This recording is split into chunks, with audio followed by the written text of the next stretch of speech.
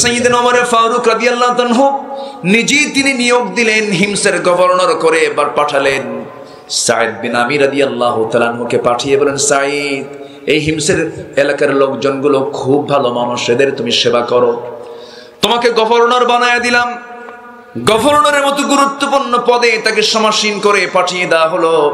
6 মাস যেতে না যেতেই ওই এলাকার জনগণের কিছু বিশাল সংখ্যক একটা অংশ মদিনায় চলে এলো।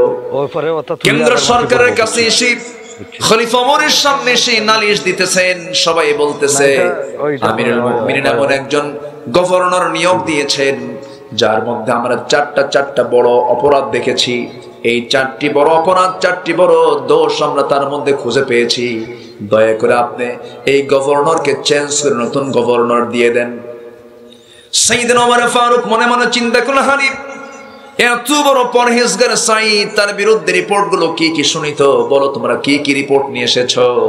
নাম্বার 1 হলো প্রত্যেকদিন অফিসে দেরি করে যায়, নির্দিষ্ট টাইমে কোনোদিন সে যে বসে না অফিসে। নাম্বার 2 হলো সপ্তাহে একদিন সে অফিস করে না। নাম্বার 3 হলো সন্ধ্যার পরে বাড়িতে গিয়ে দরজায় নক করলে সে দরজা খোলে না। নাম্বার 4 হলো অফিসে গিয়ে মাঝে মাঝে দেখি সেই চেয়ার থেকে পড়ে গিয়ে মৃগী রোগীর মতো অজ্ঞান হয়ে পড়ে থাকে। এই 4টি বড় বড় অপরাধ, আপনি তাকে চেঞ্জ করে নতুন একজন গভর্নর দিয়ে দেন। ওমর ফারুকের মনে একটু খারাপই হলো, তলব করলেন, সাঈদ তুমি চলে আসো। সাঈদকে ডেকে পাঠানো হলো, তিনি চলে আসলেন। মদিনায় এসে তার সঙ্গে সাক্ষাৎ করলেন। এবার বলছেন, আমিরুল মুমিনিন আপনি আমাকে কেন ডেকেছেন? জনগণ তোমার বিরুদ্ধে রায় দিয়েছে, রিপোর্ট করেছে, তুমি 4টা বড় বড় ভুল করে ফেলেছ। সঙ্গে সঙ্গে সাঈদ বিন আমির বলছেন, আমিরুল মুমিনিন আপনি আমাকে দোষারোপ করছেন, ঠিক আছে, আপনাকে রিপোর্ট করেছে তাও ঠিক আছে, তবে যে 4টি দোষ আমার বিরুদ্ধে তারা দিয়েছে, আমার বিশ্বাস 4টি অভিযোগের সুস্পষ্ট জবাব আমি সাঈদ দিতে পারবো। জোরে বলি সুবহানাল্লাহ। কি আদব ছিল তাদের ভিতরে, কি ইতাআত ছিল তাদের ভিতরে, বিদ্রোহ নাই, কোনো কিছুই নাই। এবার বলে ফেললেন, ওমর ফারুক শোনো, 1 নম্বর অভিযোগ হলো তুমি অফিসে দেরি করে যাও, এর কারণটা কি? তিনি বলছেন, সাইয়েদনা ওমর ফারুক আমিরুল মুমিনিন আপনি কি মনে করবেন জানি না, আমি হিমসের একজন বড় গভর্নর হতে পারি, কিন্তু আমার বাড়িতে কিন্তু একটা চাকরও নাই, একটা কাজের মানুষ নাই।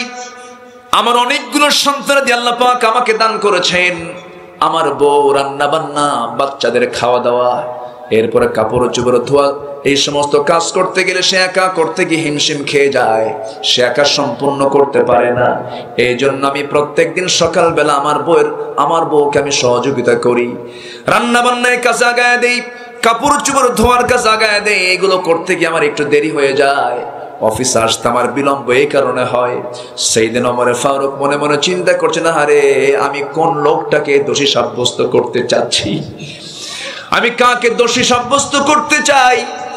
এরপরে বলছেন, তুমি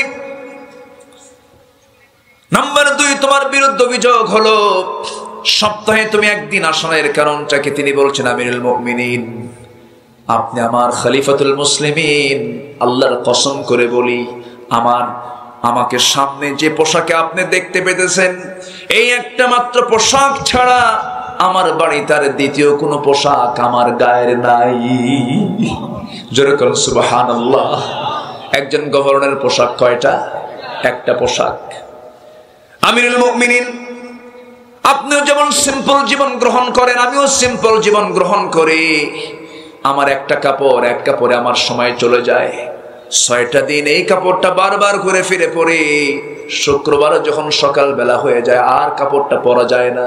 রাসূলুল্লাহর হাদিস, শুক্রবার তোমরা পরিচ্ছন্ন কাপড় পরে মসজিদে যাবে, শুক্রবার সকালবেলা ধুয়ে দেই, কাপড়টা ভেজা থাকে। কোন মতে একটা চাদর দিয়ে আমার সতরটা ঠিকই কাপড়টা রোদ্রে শুকায় দেই, শুকায় যখন যায় সেই শুকনো কাপড়টা পরে মসজিদের দিকে চলে যায়। এই জন্য আমার একটা দিন অফিসে যাওয়া হয় না। ওমর ফারুকের চোখের কোনা বেয়ে বেয়ে টপ টপ করে পানি পড়ছে, আর মনে মনে ভাবছেন, আমি তাকে ডাকলাম কেন, আমি তাকে কেন ডাকলাম? এরপরে বলছেন, ওমর ও আমার সাঈদ, নাম্বার 3 অভিযোগ হলো জনগণ তোমার বিরুদ্ধে অভিযোগ দিয়েছে, তুমি নাকি সন্ধ্যার পরে তোমাকে ডাকলে তুমি দরজা খোলো না, এর কারণটা কি? সায়েদ বিন আমির বলছেন, আমিরুল মুমিনিন, আপনি আমাকে যে প্রশ্ন করেছেন, জনগণ আমাকে যে দোষটা দিয়েছে, সারাটা দিন জনগণকে সময় দেই, মাত্র মাগরিবের সময় বাড়িতে আসি। বাড়িতে আসার পরে বাচ্চাদের পারিবারিক শিক্ষা একটু দেওয়ার চেষ্টা করি, সন্তানগুলোকে একটু কোলে নিয়ে এদেরকে একটু শিক্ষা দেই, তারবিয়াত শিক্ষাগুলো দেই। এরপরে সার নামাজটা পড়ে একটু যৎকিঞ্চিত খাবার খেয়ে নেই। এরপরে ওই যে মুসাল্লায় দাঁড়াই, যায় নামাজে দাঁড়াই, ফজর পর্যন্ত গোটা রাত আমি আল্লাহকে একটু সময় দেওয়ার চেষ্টা করি। আমি এই জন্য জনগণকে সময় দিতে পারি না রাত্রে বেলা।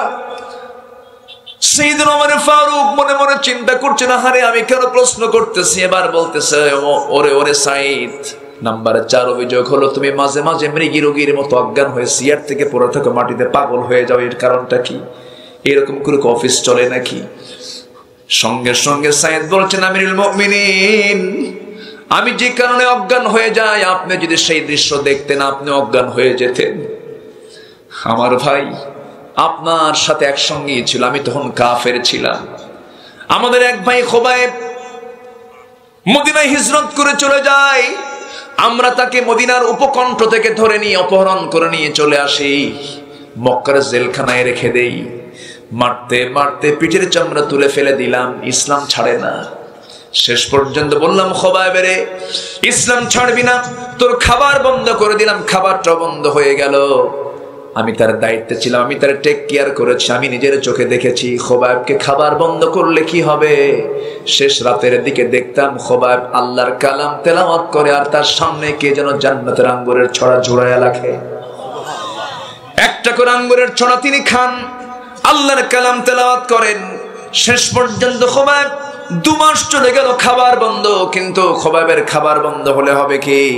আমি নিজের চোখে দেখেছি আল্লাহ তাআলা জান্নাত থেকে তাকে খাবারগুলো দিয়ে গেছে। 2 মাস পরে যখন সবার কাছে ওপেন হয়ে গেল খোবাইবের, আল্লাহ তাকে খাবার দিয়ে দেয়। সবাই সিদ্ধান্ত হলো তাকে শুলে চড়ায় তাকে মেরে ফেলো। হত্যার অর্ডার হয়ে গেল। হত্যার অর্ডার যখন হয়ে গেল, হত্যার অর্ডার হওয়ার সঙ্গে সঙ্গে সাইয়েদ বিন আমির মুস্কি মুস্কি হাসি মারে।